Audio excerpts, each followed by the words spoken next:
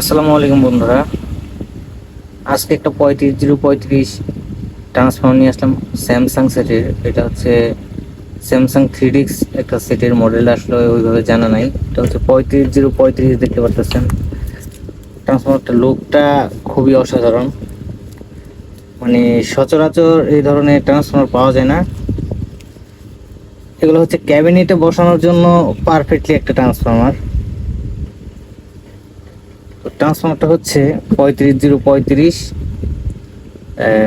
20 020 012 05।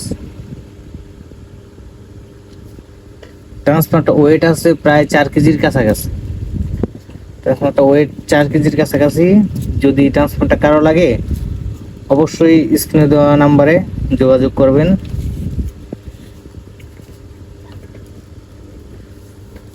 আল্লাহ হাফেজ, সবাই ভালো থাকবেন।